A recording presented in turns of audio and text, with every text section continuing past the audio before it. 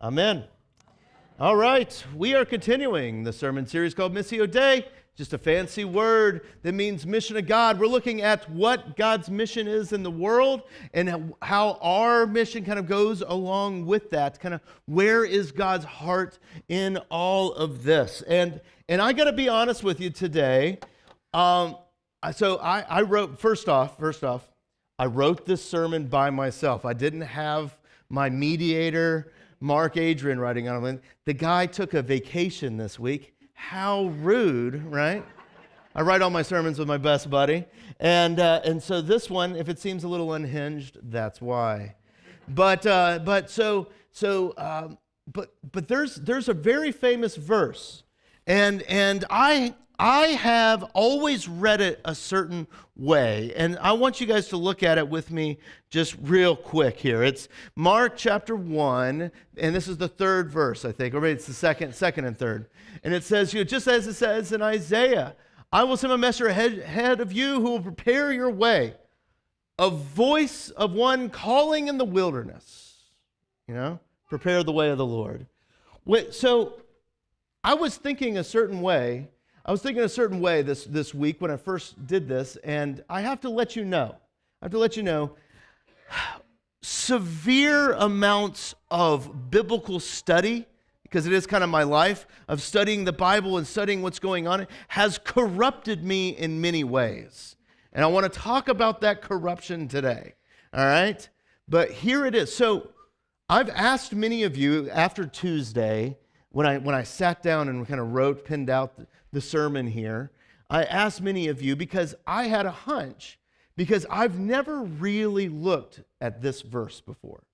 Because around it is always just amazing, right? Like this verse is so amazing, this beginning of the Gospel of Mark. And many of you, like if there's a book of the Bible, man, I love so many of them, but it's like Genesis, Exodus, Mark. Like that's all you need, right? Like that's it. Like Mark is great. We did an entire sermon series on Mark last year. I still think like if I'm ever ambitious enough to write a book, it'll be on that content right there. I still think it's one of the better things that Mark and I have done.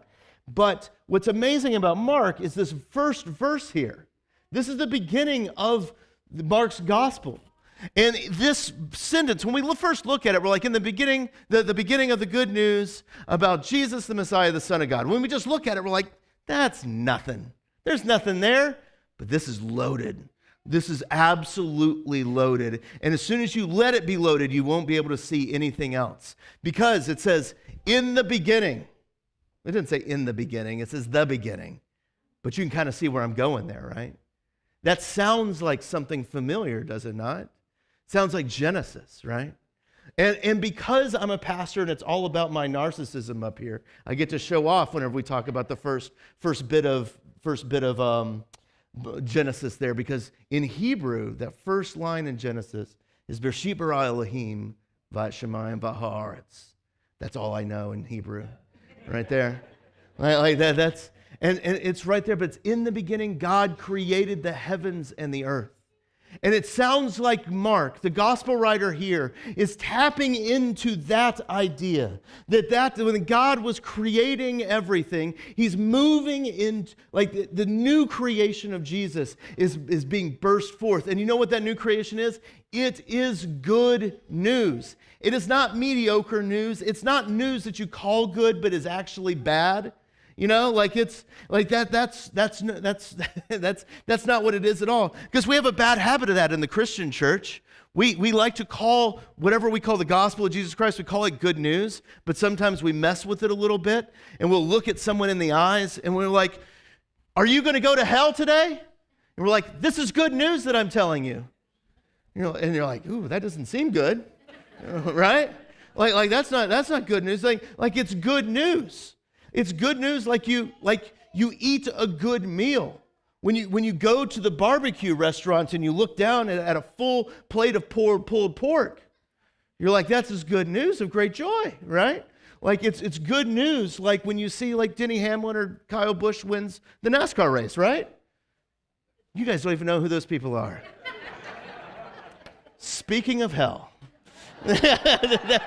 like that. That's like it's good news. It's good news of great joy for so many people, and it's beyond even our own ability to understand it or comprehend of it. Is the good news. And Jesus the Messiah or Jesus the Christ, it's the same word. Christ the Messiah and King is all the same word though. So it's about Jesus the King, the Son of God. Now that Son of God right there is loaded. Because if you lived in what is it called? In Rome back then, that was a title for Caesar, was the Son of God. And so by calling him Son of God, it would be like living in the Exodus in Egypt and saying, Jesus the Messiah, the one true Pharaoh, is basically what that's saying. It's like, ooh. And all of that earth-shattering first sentence gets into our phrase, a voice of one calling in the wilderness. A voice of one calling in the wilderness. Now, I thought, because this is all earth-shattering all around this, I've always just let this one lie, but the problem is I've been corrupted. Now, let me ask you guys. You guys probably haven't been corrupted like me yet. After today, proper corruption. All right? Maybe. We'll see if this gets communicated.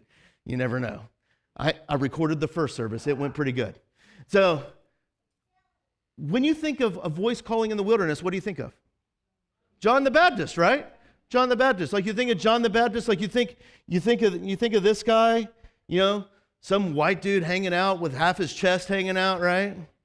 Eating locusts and honey, apparently. Like that's kind of what we think of, like he's out in the wilderness and all that. But again, I stress, this is how I've always looked at it too. This is how I looked at it too. But I've been corrupted. And I was looking at this, I was like, could it be my corruption is true? And I looked at Isaiah. So let's go to Isaiah real quick.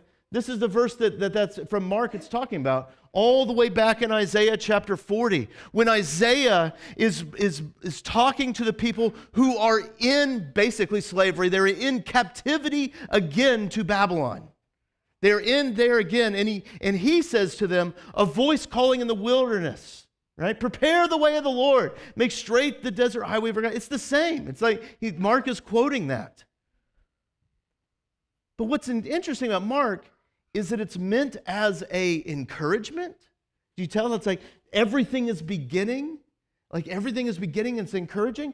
How does Isaiah use it? It's encouragement.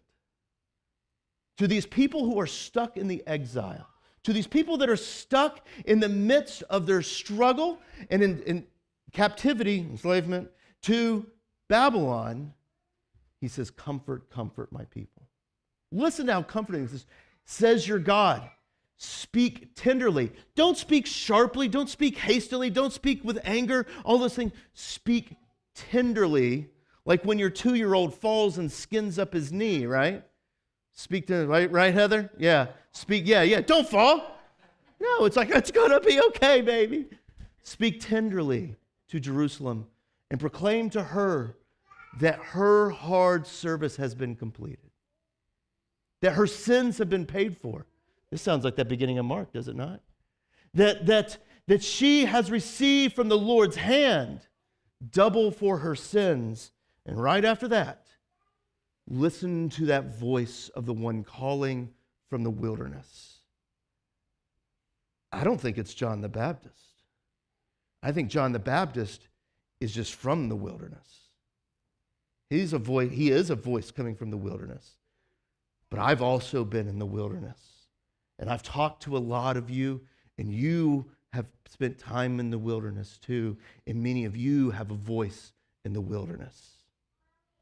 What am I talking about? I'm talking about my corruption. That every time there's certain words in the Bible, Ed understands this. There's certain words in the Bible, Ed, that when we hear them, we let our corruption fool and we're like, oh, that's not what that means. It means something else. Whenever I hear wilderness, what do I think of? Come on. Exodus. That was really slow. First service, there. Like that's, I'm going to try to start a war between first service and second service. Like that's, you guys did real good last week. They failed last week. This week though, Good job, ex-pastor. Good job. Retired. Ex is a bad word. Retired. Exodus, the wilderness, right? That they were stuck in the midst of slavery underneath the powerfulness of Pharaoh, underneath the power of all of his might. And the story of the Exodus is that God ripped them from the clutches of Pharaoh. It was not Pharaoh's benevolency. It was not Pharaoh's kindness. It was not even him relenting. It's that the story is about God ripping his people from their grasp. And they get to the edge of the waters, walking into the wilderness. And God parts the waters as Pharaoh and his armies and the greatest tanks of the day, chariots, come rolling in, trying to cut them down. And they see that God is the only one that saves them. And they are in this wilderness now. The wilderness is a time of struggle and hurt and pain. And yet, it's the time, at least in Israel, when they were closest to God. It's a time when they became the people that they are now in the midst of that wilderness. They became that people in that moment. And my question for you today is, what are those moments of wilderness in your life? What are the places where you have felt so outside and wronged and hurt and pain, and you look back at it now and you're like, the only thing that got me through, the only bit that got me through was that God is here. And by some miracle, I'm sitting in here listening to this mediocre pastor bloviate about stuff like that, and it's a miracle that I'm even here. What are those moments of wilderness for you? I've had them in my life. I've had a lot of conversations with a lot of you. You've had them too. I've heard each one of you. And here, the wilderness is this fascinating time for Israel. Remember the Passover? Remember we did a Passover Seder meals this last Easter season. We did that, and even though we're a bunch of dirty Gentiles in here, like that we celebrated everything that wilderness was about. Because think about what the Passover meal is. The Passover meal is that it goes through this kind of artful representation, artful playback of the story of the Exodus. And that as you take raw horseradish and smear it onto a matzah cracker and eat it, and that stinging sensation that goes through your mouth, you're to remember the wilderness. To remember that time of bitterness and pain, right? You're supposed to, then you take the carousette, the vegetable, and you dip it and swirl it around in the salt water, and you eat it. And the saltiness of that vegetable reminds you of the tears that came through. The tears of remembering what it was like in the midst of the hurt and the pain in the wilderness. What was your wilderness? What are the things that have become ritual to you because you don't want to forget it? Even though it brings up pain and hurt, you don't want to forget it. That is what Isaiah is getting at. And I think that's what Mark is getting at here. And they had all kinds of rules, too, around this. Oh, that's not what I want. That's not what I want either. Here we go. We want Deuteronomy. And you're like, Deuteronomy? So Deuteronomy. And as Israel wandered around in the wilderness for 40 years, where they were becoming the people they were, and they were starting to get and look out into the promised land, there were all these kind of laws and best practices that they were putting into place, that God was putting into place. And the biggest one was a simple idea. Don't go back to Egypt. Don't go back to Egypt. Because what is Egypt? Egypt is a place of power, of prominence, of being able to tell whoever you want, whenever you want, what to do, right? Isn't that great? I should have that here right now, but some of you don't do what I tell you to do when I tell you to. So you go do that. No. All right. Like that's, but this, like you could do whatever you want with this unlimited power, and they use that power to subjugate and put into slavery God's people. And it tells, and Deuteronomy says, do not go back to Egypt. It says this in multiple ways, but I want to try to keep this sermon under 40 minutes. So I only included this one verse. I'm just kidding, 25. And but it says this, the king, and you're like, they didn't have a king when they were wandering around in the wilderness. Maybe it's a little prophetic here. That's just interesting. So the king, moreover, must not acquire great numbers of horses for himself. That's an interesting, horses, what's the matter with horses? Listen, I get this. I grew up with horses. My sister and my mother are obsessed with horses. It's sin, all right? We got to push it aside from ourselves, like getting rid of all these horses. Maybe it doesn't have anything to do with the horses. Maybe it has something to do with, or make the people return to Egypt to get more of them. Maybe it's about getting Egyptian horses. It's all about Egyptian. For the Lord has told you, you are never to go that way again. You're never to go any of those ways once again there. And this is like a rallying cry. Don't go for Egyptian horses. Don't try to just accrue wealth after wealth after wealth. Don't go after the power at all. But the problem is that we go after the power. Our Bible study, we've been going through 1 Kings lately, and we've been talking about Solomon. We're done with that now. We're in Judges. But Solomon had a fascinating story here. And Solomon, what do you guys know about Solomon, King Solomon? You had King Saul, King David, and King Solomon, right? King Solomon, he was the guy God had given him just unbelievable amounts of wisdom. That these two women came up, and one of them was like, she slept on her baby and killed him. And he's like, oh man, that's too bad. Let's cut the baby in half. And the one woman's like, no, save the baby. And he shows his wisdom, how he got through that. He shows that wisdom and how did Solomon use that wisdom that he got from God? He was obviously blessed from God.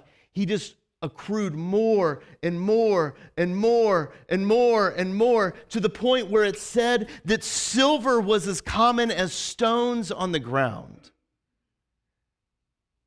And suddenly there's some troubling things. Remember here in Deuteronomy, it talks about don't go back to Egypt? Let's look at Solomon. Now, we could have read like all of chapter 9, but we're just going to do a couple verses. Here is the account of the forced labor King Solomon conscripted. That's clever wording. What's another way we could call forced labor? Slavery. Here's the account of the slavery King Solomon conscripted to build the Lord's temple. Think about what it's saying there. Everywhere in the Old Testament, God is always reminding them, remember how I took you from slavery, how I took you from Egypt. And he says, and Solomon here is using slavery to build the Lord's temple. Not only that, but his own palace, his terraces, his wall of Jerusalem, Hazar, Megiddo, and Gezer. What we see in Solomon is that he loses his wilderness voice and he just becomes a pharaoh. And I know some of you are like, what are you talking about? It's Solomon. Everyone loves Solomon. In case you miss it, here's the very next verse. Pharaoh, the king of Egypt, had attacked and captured Gezer. He had set it on fire, killed its Canaanites, inhabitants, and gave it as a wedding gift to his daughter, Solomon's wife. You see, like, he became Pharaoh. He became Pharaoh, and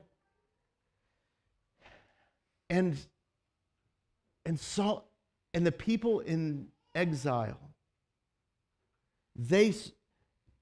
Isaiah, when he's writing to them in our verse today, it's almost like he's writing to them as if they know why they're in exile. Because they tried to lift themselves too high. They tried to lift themselves to the powers of importance. They tried to get all the power and conscript it over people and dictate how other people are to live. They tried to get that and have slave labor and do all these things. That has brought them. And then Isaiah comes in and he says, comfort, comfort my people. Remember that voice in the wilderness. Remember that voice that when life seemed like it was just gone, that God was there for you. I've had that time in the wilderness. Let's see if I can keep it together on this one. There was a time, when I think about my wilderness, there was a time in my life when Coley said to me, well, let's just try this once more time, and if not, then we can do something else. She was talking about being a pastor then. It was going so badly, so much pain and hurt that I couldn't imagine going on. And we were looking at doing other things. And she said, perhaps we'll go, let's give it just one more go. By the way, you were my one more go. like that. Like that's, we'll see how I'm feeling in a couple years. I don't know. You never know. But I'll always remember the voice in the wilderness that I heard. It was my my circuit guy, my circuit pastor guy that was kind of over me, and I didn't know what to do, and I always remember this meeting with him. But he came and met me, and we met kind of halfway between our churches at this tiny little pizza place in the middle of nowhere, Arkansas. Dirty floor, like the place needed a broom through it, really, real good. And I asked him, when have I done enough? And that guy looked at me. And he looked at me not with a guy who has had years and years of a successful ministry, but his voice and his eyes was one that I knew his pain that he has had, that he had extreme difficulty in multiple places in his life. And the voice that came out of him was not of one from a successful pastor, but it was that voice in the wilderness that came to me. And when I asked him, when have I done enough? He said, you already have. And when he said those words, it's like the weight of the world came off of my shoulders, that I was able to actually hear. And in those words, even though he never mentioned Jesus, he never mentioned the cross, he never mentioned any of that, I heard nothing but the gospel and the good news that I've already done enough. And I don't know where you are in life. I don't know what wildernesses you've gone through. Some of you I do know, because I've talked to you. Some of you talk to me. But there's a sense in the world today that everyone just wants to listen to, like, the winning voices, the voices of greatness, the voices that are just like, this is how it's going to go, and we try to listen to all these things. And the time when someone talked to me and it healed me the most was not in that winning. It was that wilderness voice that said it was okay. And many of you have wilderness voices. Voices that sound like the cross of Jesus Christ, where he came and saved us not from palaces and princes and high places, not in those places where Caesar lives, not even those high places of Solomon the Pharaoh,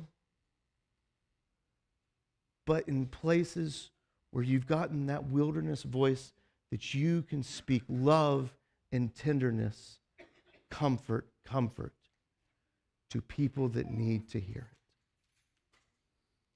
That is how God has spoken to me. And my hope and prayer for you all is that you are able to hear that voice from the wilderness too, and that it would give power to that voice that you have to bring comfort and good news to your neighbor, the guy across the street, the guy 4 doors down, maybe even to the person next to you, even if they do mow their lawn at 7 a.m. And I think that's good news. And we'll end right there.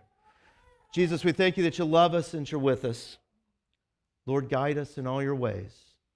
Send us out from this place, maybe to the person sitting next to me or the person 4 doors down. Lord, give us ears to hear what they are saying.